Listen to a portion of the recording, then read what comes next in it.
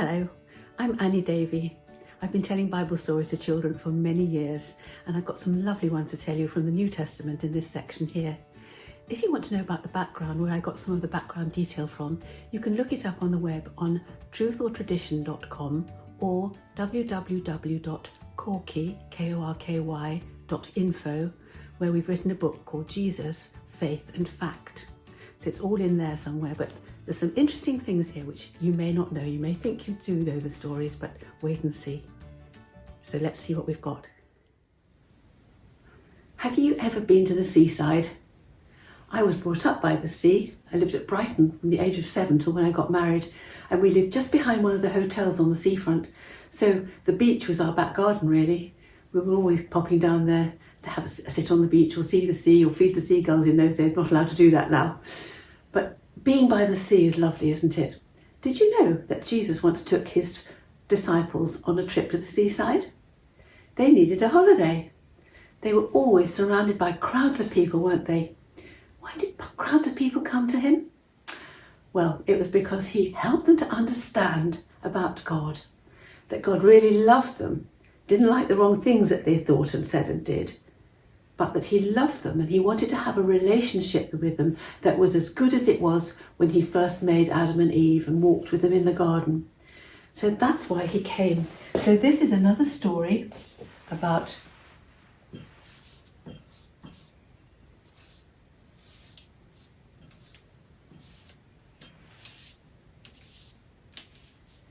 Jesus. And this time he'd taken his friends to the seaside by the Mediterranean. He'd walked west from Galilee and then north a bit till they came to an area which is called Tyre and Sidon. Sorry, that brush is a bit thick, isn't it? So Tyre and Sidon. And Tyre and Sidon had a place which was a bit like St Michael's Mount in Cornwall. There was a big island which was developed by Alexander the Great 300 years earlier, and it was linked to the mainland by a causeway. That's a path across the sea. And sometimes if the tide is very high, then it will cover up the causeway until it will become a little island on its own. But there was the fortress in the background there, taken over by the Romans. And here were probably some holiday houses. And so when Jesus and his friends got there, they probably just went and sat down on the beach. I would have done, wouldn't you? And probably put their tired, dusty feet in the water and had a paddle. The Bible doesn't tell us that, but I imagine that's what they did. So let's see how many there were. There's 1, 3, 4, 5, 6, 7, 8, 9, 10, 11, 12. Let's put some heads on, shall we? Peter, Andrew, James and John, Philip and Bartholomew, Simon, Thomas, Judas, James, Thaddeus and Matthew. There they all are, sitting by the sea and thinking, oh, isn't this lovely? Hear the seagulls. Smell the seaweed. Hear the water lapping at the shore. Oh, how lovely to be on holiday. And just at that moment, oh no, a woman came running along the beach as fast as she could, with her veil spreading out behind her, calling out to them.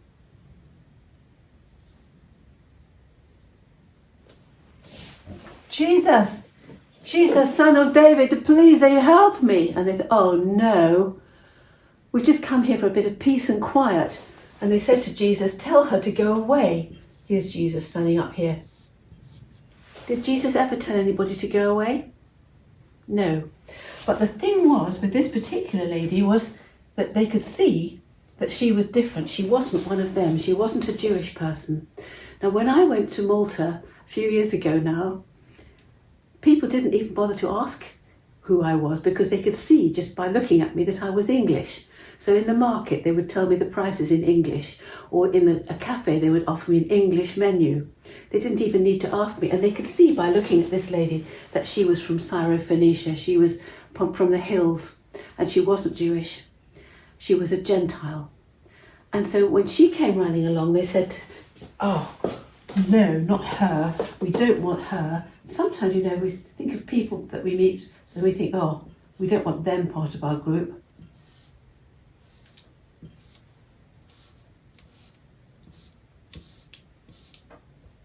Have you ever said that at school? We don't want them part of our team. No, not them. We're not playing with them. And I remember feeling very upset when I was 7. I ran home from school, crying my eyes out, and went straight up to my bedroom. And my mum came and said, well, Annie, what's the matter? And I said, well, nobody will play with me and nobody will be my friend, and I never want to go to school again. I hate it, I hate it, I hate it.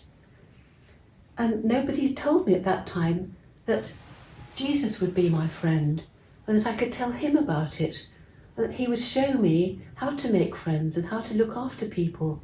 I didn't understand. And so when you say, no, not them, just think a minute, because what does that person going to feel like? And what did this lady feel like when she heard that's what the disciples were saying? Not them, not her. She's not one of us. Tell her to go away. And Jesus wanted them to learn a lesson here. So he said to her, they're right. I came for the children of Israel to save them. And it would be a bit like giving your dinner to the dogs. Well, you wouldn't like it if somebody gave your dinner to the dogs, would you? But she was quite a bright lady. And she said to him, oh no, Lord, I know, but you can help me. Please, my little girl at home, she is so sick. I can't control her. Nobody knows how to help her. She is just completely wild. And she screams, and oh, please have mercy on me. I know you came to give the dinner to the dogs, but even the puppies can pick up the crumbs that fall off the table, can't they? Well, Jesus loved that answer. I expect he smiled at her. And he said, yes, you're right. Off you go home. When you get back home, you'll find your little girl is well. Oh, thank you, she said. And she went back to her home. And it was so amazing that the disciples never forgot it. Matthew and Mark both wrote it down in their Gospels, in their Good News books, that this lady from Syrophoenicia, up near Tyre and Sidon, who wasn't even Jewish, her little girl had been healed. She must have gone back the next day or soon after to tell them what had happened, because they wouldn't have known otherwise, would they? Unless they just trusted Jesus' word. But usually it was 2 or 3 witnesses were in evidence, they had to give evidence if something was recorded in the Bible. So here they all are, sitting by the sea, learning a very important lesson. And let's see what it was here. You may wonder what this thing here is. It's actually a murex shell. I'm not quite sure what they do look like. But Tyre and Sidon were famous ports for exporting purple dye, and purple dye was made from grinding up the murex shells. It was very, very expensive, and only royalty and very rich people could wear purple. That's why it's still a special colour for royalty, isn't it? So let's see what we've got up here.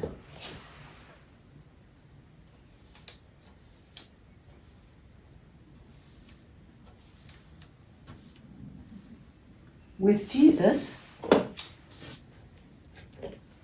we don't say, not them. What does this say down here? Let's see.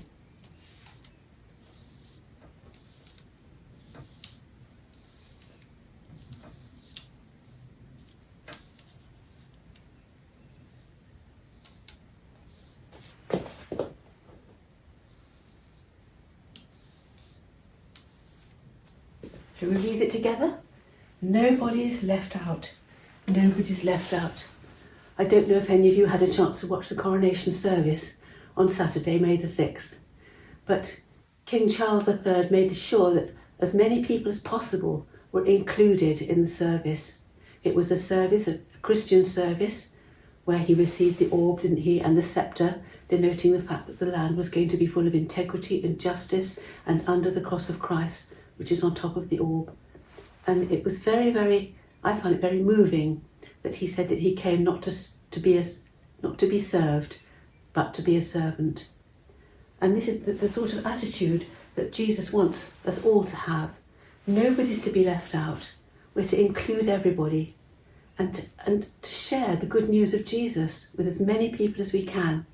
That's why I love telling you these stories. And think about it. Maybe there's somebody at school, somebody that you know, and you can see by the way they behave that they're feeling left out or excluded. Maybe they're a bit difficult to get on with. But perhaps if you became their friend, or if you said, let's include that person in your game, it would make all the difference to them. Maybe they'd begin to understand too that Jesus could be their friend. So I'd like to say a prayer for you. And I'm just going to pray that you get to know Jesus more and more as you get older, and that one day you'll find out that he's your friend too, and that you can trust him with your future as I trusted him with mine all those years ago. So God bless you, and thank you for listening.